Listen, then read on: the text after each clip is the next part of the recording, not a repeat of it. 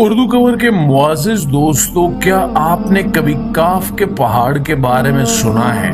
ایک ایسا پہاڑ جہاں ہمیشہ اندھیرا رہتا ہے، جہاں چاند، سورج اور ستاروں کی روشنی نہیں پہنچ پاتی۔ کچھ لوگوں کا خیال ہے کہ یہ پہاڑ جنات کی دنیا میں داخل ہونے کا دروازہ ہے، جبکہ کچھ لوگوں کا ماننا ہے کہ یہ پہاڑ سمندر کی گہرائیوں کے نیچے ہے۔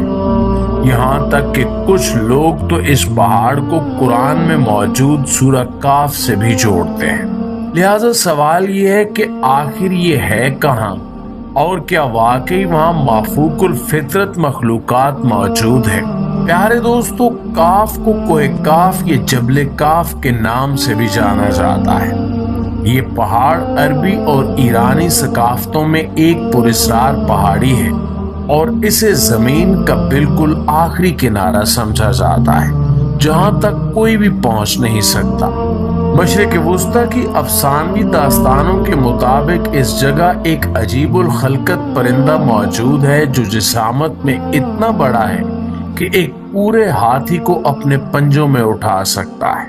شیعہ فقہ کے مطابق ان کا امام جو قیامت سے پہلے ظاہر ہوگا اسی کاف پہاڑ میں کہیں موجود ہے، اور یہی وجہ ہے کہ یہ پہاڑ کسی کو نظر نہیں آتا۔ جبکہ مشہور تاریخ دان الطبری کے مطابق اللہ نے کاف پہاڑ کو دنیا کے گرد تخلیق کیا ہے۔ یہ تمام دنیا اس پہاڑ کے دامن میں ایسے ہے جیسے ایک انگلی میں انگوٹھی۔ کوئی انسان وہاں پہنچ نہیں سکتا، کیونکہ وہاں پہنچنے کے لیے 4 مہینے اندھیرے میں سفر کرنا پڑے گا۔ یہ وہ پہاڑ ہے جہاں نہ سورج ہے، نہ چاند اور نہ ستارے، اور یہ پہاڑ انتہائی شوخ نیلے رنگ کا ہے، جس کی وجہ سے آسمان ہمیں نیلا نظر آتا ہے۔ ناظرین گرامی، یہ دراصل اسی پہاڑ کا عکس کردہ رنگ ہے۔ اگر یہ پہاڑ نہ ہوتا تو آسمان کا رنگ بھی نیلا نہ ہوتا۔ اس کے علاوہ رابرٹ لیبلنگ کی مشہور کتاب legend of the fire spirits کے ایک باب میں وہ الطبری کا بیان کردہ ایک واقعہ ذکر کرتا ہے، جس میں حضور اکرم صلی اللہ علیہ وآلہ وسلم اور حضرت علی رضی اللہ تعالی عنہ کے درمیان ایک دلچسپ گفتگو کا احوال موجود ہے۔ اس گفتگو میں حضور اکرم صلی اللہ علیہ وآلہ وسلم نے 2 پراسرار شہروں اور ان کا کاف پہاڑ سے تعلق بیان فرمایا ہے۔ آپ نے فرمایا کہ ایک شہر جابل کا ہے جو مشرق میں ہے، اور دوسرا شہر جابلسا ہے جو مغرب میں ہے، اور یہ دونوں شہر زمرد سے بنے ہیں۔ حضرت علی رضی اللہ تعالی عنہ نے سوال کیا کہ یا رسول اللہ، کیا یہ دونوں شہر ہماری دنیا میں موجود ہیں؟ تو آپ صلی اللہ علیہ وآلہ وسلم نے فرمایا کہ یہ دونوں شہر مکمل تاریکی میں ہیں اور یہ کاف پہاڑ سے ملے ہوئے ہیں۔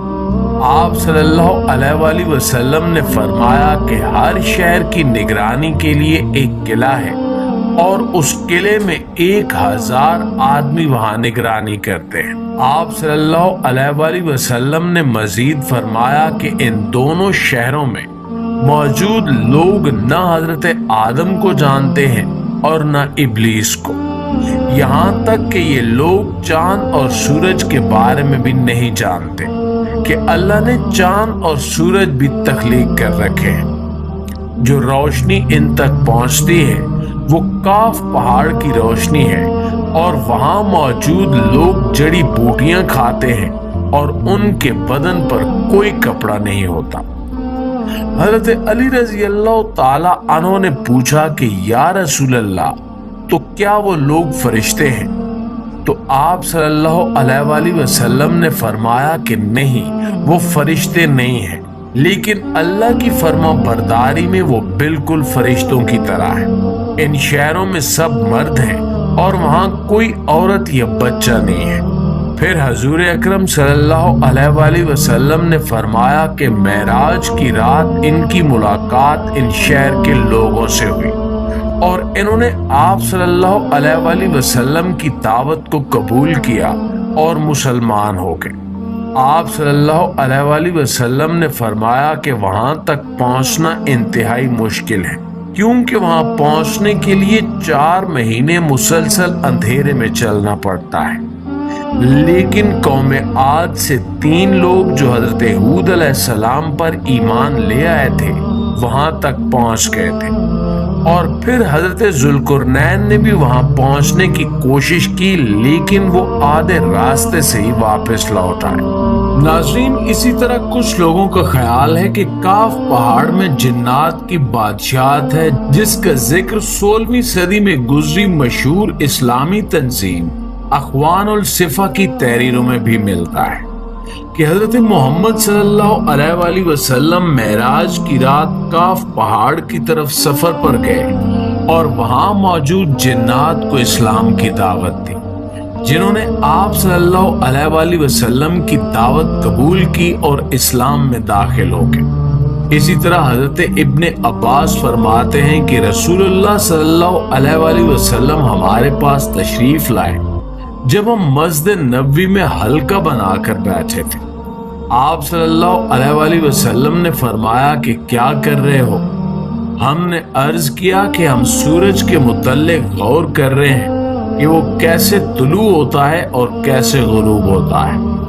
فرمایا تم نے اچھا کیا، اس طرح سے مخلوق میں فکر کرو، خالق کی فکر مت کرنا، کیونکہ اللہ جس کے لیے جو چاہتا ہے پیدا کرتا ہے۔ تم اس سے تعجب کرو کہ کوئی کاف سے آگے 7 سمندر ہے، ہر سمندر 500 سال سفر کرنے کے برابر طویل ہے، اور اس سے آگے 7 زمینیں بھی ہیں جن کا نور ان کے باسیوں کے لیے چمکتا ہے۔ اس کوئی کاف کے آگے 70,000 مخلوقات ہیں جو اڑتی ہیں، ان کو پرندوں کی شکل میں پیدا کیا گیا ہے۔ یہ مخلوقات اور ان کا بچہ پیدا ہوتے ہی ہوا میں اڑنے لگتے ہیں۔ یہ اپنی تسبیح کی ادائیگی میں ذرا برابر وقفہ نہیں کرتے۔ ان کا کھانا بھی ہوا ہے، ان کا پینا بھی ہوا ہے، ان کا لباس بھی ہوا ہے، ان کے برتن بھی ہوا کے ہیں۔ وہ یہ نہیں جانتے کہ اللہ نے حضرت آدم کو پیدا کیا ہے، اور نہ ابلیس کو جانتے ہیں، اور نہ ہی ابلیس کی اولاد کو جانتے ہیں۔ پیارے دوستو، کوہ کاف کی داستانیں صرف عجیب و غریب مخلوقات اور پراسرار مقامات تک محدود نہیں ہیں، بلکہ اس پہاڑ کے ساتھ کئی اور دلچسپ روایات بھی جڑی ہیں جو اس کی اہمیت اور دلکشی میں مزید اضافہ کرتی ہیں۔ کہا جاتا ہے کہ کوہ کاف کے اندر کئی خفیہ دروازے اور راستے ہیں جو دنیا کے دوسرے ایسے مقامات تک لے جاتے ہیں جن کا ذکر عام انسانی علم میں نہیں ملتا۔ ایک قدیم روایت کے مطابق کوہ کاف کی پہاڑیوں کے نیچے زیر زمین خزانے چھپے ہوئے ہیں جن کی حفاظت جنات کی فوجیں کرتی ہیں۔ یہ خزانے سونے، چاندی اور قیمتی پتھروں سے بھرے ہوئے ہیں، لیکن ان تک رسائی صرف انہی لوگوں کو ملتی ہے جو جادوئی یا روحانی طاقتوں کے حامل ہیں۔ ایک اور مشہور داستان کوہ کاف کے ساتھ جڑے ہوئے پراسرار جادوگروں کی ہے۔ کہا جاتا ہے کہ کوہ کاف کے ایک حصے میں ایسے جادوگر بستے ہیں جو اپنی طاقتوں کی مدد سے دنیا کے مختلف مقامات پر اثر انداز ہوتے ہیں۔ ان جادوگروں کے بارے میں کہا جاتا ہے کہ وہ صدیوں سے زندہ ہیں اور اپنی شکلیں بدلنے کی صلاحیت رکھتے ہیں۔ انہوں نے ایسی کتابیں لکھی ہیں جن میں دنیا کے پوشیدہ علوم کا ذکر ہے، اور ان علوم تک رسائی صرف انہی لوگوں کو حاصل ہوتی ہے جو ان جادوگروں کے ساتھ رابطہ قائم کر سکے۔ یہ جادوگر پہاڑ کے اندر موجود ایک خفیہ شہر میں رہتے ہیں جسے عام آنکھوں سے نہیں دیکھا جا سکتا، اور وہاں کے قوانین اور زندگی کی صورتیں دنیاوی حقائق سے بالکل مختلف ہیں۔ مزید کہا جاتا ہے کہ کوہ کاف کے اطراف میں وہ جگہ بھی ہیں جہاں زمین اور آسمان کے درمیان فاصلہ نہایت کم ہو جاتا ہے۔ यानी वहां से दुआएं फौरी तौर पर आसमान तक पहुंचती हैं और अल्लाह की बारगाह में कबूल हो जाती हैं। इसी वजह से बाज रूहानी बुजुर्ग और वलीउल्लाह अपनी इबादत के लिए कोए काफ के नजदीक जाकर खलवत में वक्त गुजारते थे ताकि इनकी दुआएं जल्द कबूल हों और वो रूहानी कमालात हासिल कर सके। एक और दिलचस्प वाक़या ये बयान किया जाता है कि कोए काफ के आसपास जादुई परिंदे पाए जाते हैं जो इंसानों की जुबान में बात करने की सलाहियत रखते हैं। ये परिंदे उन लोगों को मिलते हैं जो दिल से पाक और नेक नीयत हों। इन परिंदों के जरिए माजी के कई सूफिया और वलीउल्लाह को अल्लाह ताला की तरफ से पैगामात मौसूल हुए और वो इन्हें रूहानी रहनुमाई के लिए इस्तेमाल करते थे। ये परिंदे हमेशा अल्लाह की तस्बीह में मशगूल रहते हैं और सिर्फ उस वक्त किसी इंसान के सामने आते हैं जब वो अल्लाह के नजदीक बहुत मकबूल हो। नाज़रीन, कोए काफ की एक और दिलचस्प रिवायत ये है कि यहाँ जिन्नात की एक खुफिया कौम बसती है जिसे आम दुनिया के जिन्नात से बिल्कुल मुख्तलिफ समझा जाता है। ये जिन्नात निहायत दीनदार और अल्लाह की इबादत में मसरूफ रहते हैं। इनका ताल्लुक हज़रत सुलेमान अलैहिस्सलाम के जमाने से है और वो उनकी खिदमत में थे। हज़रत सुलेमान अलैहिस्सलाम की वफात के बाद ये जिन्नात कोए काफ की तरफ चले गए और वहां एक खुफिया जिंदगी बसर करने लगे। इन जिन्नात का इंसानों से कोई वास्ता नहीं है और ये दुनियावी मामलात में बिल्कुल दिलचस्पी नहीं रखते। लेकिन बाज रूहानी उलमा का मानना है कि अगर कोई शख्स अल्लाह के कुर्ब की इंतहा को पहुंच जाए तो वो इन जिन्नात से मुलाकात कर